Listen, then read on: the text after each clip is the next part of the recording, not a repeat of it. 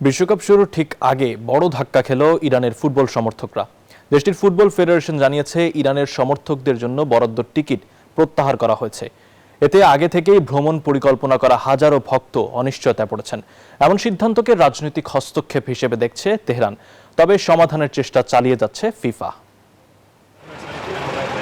বিশ্বকাপ শুরুর আগে নতুন বিতর্কের জন্ম দিয়েছে ইরানের সমর্থকদের মাঠে বসে খেলা দেখা নিয়ে।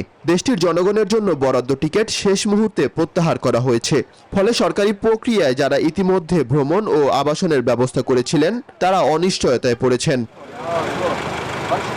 বিশ্বকাপের নিয়ম অনুযায়ী প্রতিটি অংশগ্রহণকারী দেশের জন্য ম্যাচ প্রতি মোট টিকিটের 8% বরাদ্দ থাকে। সেই প্রক্রিয়ায় ইরানও সমর্থকদের জন্য টিকিট বিক্রি শুরু করেছিল। তবে হঠাৎ করেই সেই বরাদ্দ বাতিল হওয়ায় ক্ষোভ প্রকাশ করে ইরান। এমন সিদ্ধান্ত আন্তর্জাতিক ক্রীড়া চেতনা ও অংশগ্রহণকারী দেশগুলোর সমতার নীতির পরিপন্থী বলে দাবি করে দেশটির ফুটবল ফেডারেশন। যুক্তরাষ্ট্রের 1 নম্বর জিম চেইন গোল্ড জিম এখন আবারও বাংলাদেশে। বসুন্ধরা আবাসিক এলাকা ও বসুন্ধরা সিটি শপিং মলে।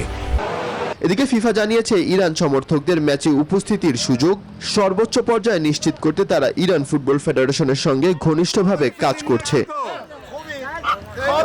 যুক্তরাষ্ট্র ও ইসরায়েলের হামলার পর আঞ্চলিক উত্তেজনার কারণে শুরু থেকেই বিশ্বকাপে ইরানের অংশগ্রহণ নিয়ে অনিশ্চয়তা ছিল।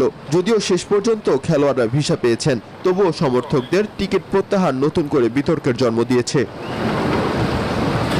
আগামী 15 জুন লস অ্যাঞ্জেলেসে নিউজিল্যান্ডের বিপক্ষে প্রথম ম্যাচে মাঠে নামবে ইরান। মাহাদি ইমরান, নিউজ 24।